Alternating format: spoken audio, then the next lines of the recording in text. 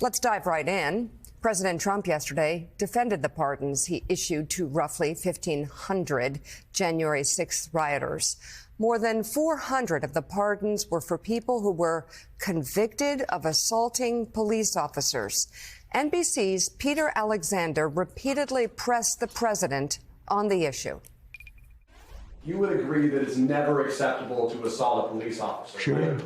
So then if I can, among those you pardoned, DJ Rodriguez, he drove a stun gun into the neck of a D.C. police officer who was abducted by the mob that day. He later confessed on video to the FBI and pleaded guilty for his crimes. Why does he deserve a pardon? Well, I don't know. Was it a pardon? Because we're looking at commutes and we're looking at pardons. Okay, well, we'll take a look at everything. But I can say this. Murderers today are not even charged. You have murderers that aren't charged all over. You take a look at what's gone on in Philadelphia. Take a look at what's gone on in L.A., where people murder people and they don't get charged. These people have already served years in prison, and they've served them viciously. It's a disgusting prison. It's been horrible. It's inhumane. It's been a terrible, terrible thing. Mr. President, you're a president who has long said that you back the blue, but aren't you sending the message that assaulting officers is okay with these pardons? No, the opposite. In fact, How is it the opposite? I'm going to be letting two officers from Washington Police, D.C. I believe they're from D.C., but I just approved it. They were arrested, put in jail for 5 years because they went after an illegal, and I guess something happened where something went wrong. And they arrested the two officers and put them in jail for going after a criminal, a rough criminal, by the way. And I'm actually releasing. No, I am the friend of police, more than any president that's ever been in this office. So a fact check on the president's statement about the D.C. officers. He said he intends to pardon. They were not chasing an immigrant who was in the U.S. illegally.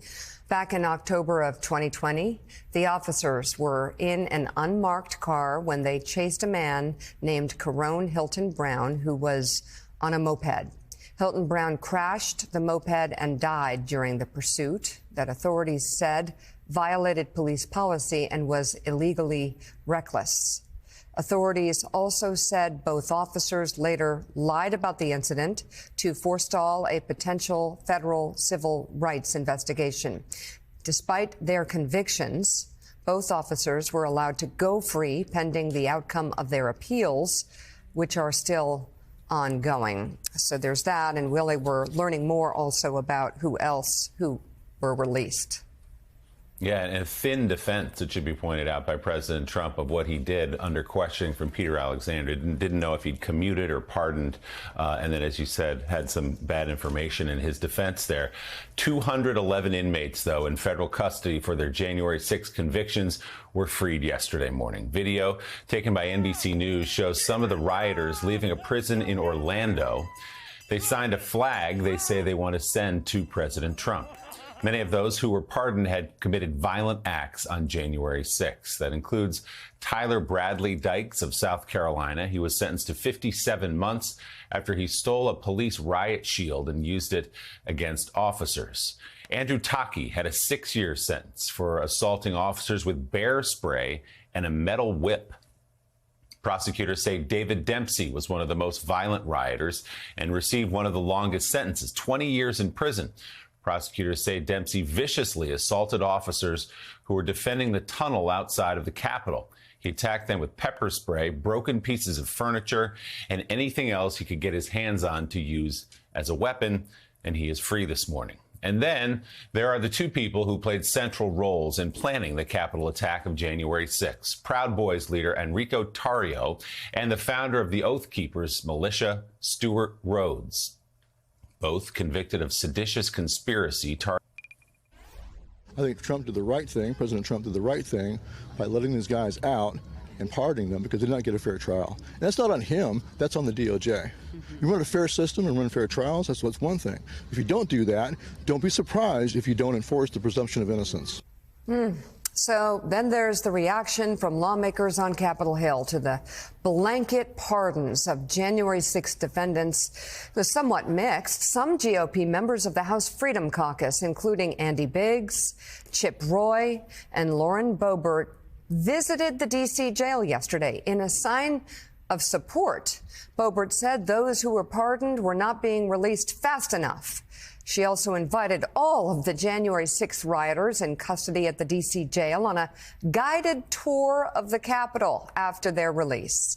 Meanwhile, some Republican senators defended the pardon, while others tried to explain away Trump's decision. How are you feeling about some of the Trump's executive actions? Love 'em. Particularly Specifically on pardon. Love them. What about the pardon? Yeah, I think they were absolutely justified. Again, I don't know all the cases. I certainly don't want to pardon any violent actors, but there was a real miscarriage of justice here. So I'm totally supportive of it. For violent offenders. Are you comfortable with that? I haven't seen the details, but I think a lot of those pardons were definitely well deserved. Listen, this is him. He said he was going to do this during the campaign, and he did exactly what he said he was going to do. Well, if you're asking me if it's what I would have done, what I've said is that for folks who committed violence, what signal do you think this is? that he keeps his campaign promises.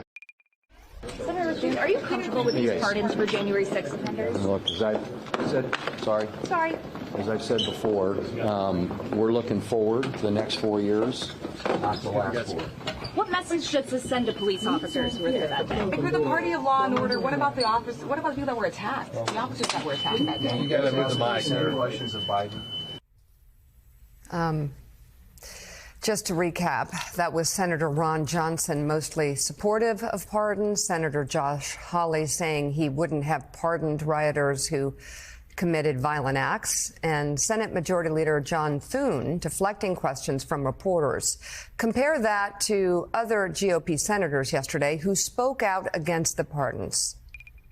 People who committed violent crimes on January 6th of 2021 should not be pardoned. And I think this is a terrible day for our Justice Department. It's wrong to assault anybody, but certainly to assault an officer. And I'm a big back to blue guy. I'm disappointed to see that, and I do hear the message that was sent to these great men and women that stood by us. Am I concerned about it? I mean, it's not ideal, but I'm not overly concerned about it either. I think that the gift is that it's all behind us now. We can stop talking about it. What I'm trying to do is figure out there are some commutations. To me, I just can't agree. I'm about to file 2 bills that will increase the penalties up to and including the death penalty for the murder of a police officer, and increasing the penalties and creating federal crimes for assaulting a police officer. That should give you everything you need to know about my position. Look, it was surprising to me that it was a blanket pardon. Now I'm going through the details. And former Senate Majority Leader Mitch McConnell told Semaphore yesterday, quote, "No one should excuse violence, and particularly violence against police officers." So, Jonathan Lemire, I mean, obviously in your book you covered the big lie and all that transpired. These pardons seem to be, in some ways you could argue, the will of the people. 2025. Trump campaigned on this. This is no surprise. Nobody should be shocked. If anyone's shocked, they were not listening. Having said that, there's some differences here. You heard, I think it was Senator John Thune saying, look at Biden's pardons or something. So Biden did pardon his family, and that is a legitimate conversation to have. I think that's the gray area. Some would argue that sets up a really bad precedent. You can definitely argue there is a lot of criticism you could put on those actions, or you could also see the world, perhaps how they were looking at what was coming at them. That's one conversation. But the other one is about assaulting police officers. The other one is about committing acts of violence against our Capitol, the people who work there, our vice president, our Speaker of the House, assaulting cops, video of it. And there's a clear difference.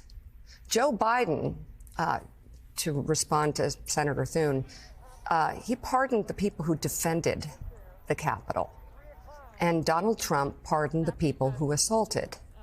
the Capitol and the people in it. And there's a big difference there. And I don't know if this is what people wanted, but this is the will of the people. Yeah, that couldn't be This is the outcome. That this couldn't be a election. starker contrast there between who President Biden pardoned, those who defended the Capitol, and those who investigated the attacks, versus President Trump, who has now pardoned those who committed these attacks. January 6th was, of course, the culmination of the big lie. The big lie fueled this violence. And what we got from President Trump this week with these blanket pardons sort of closes the book, if you will, on a Republican effort for 4 years to completely whitewash and downplay what happened that day. And we're going to keep showing the video, but Republicans have been trying to turn the page as quickly as possible since then, with very few exceptions. We did see, some muted criticism from Republicans, some sharper language from others. Susan Collins, Lisa Murkowski, Senator Cassidy.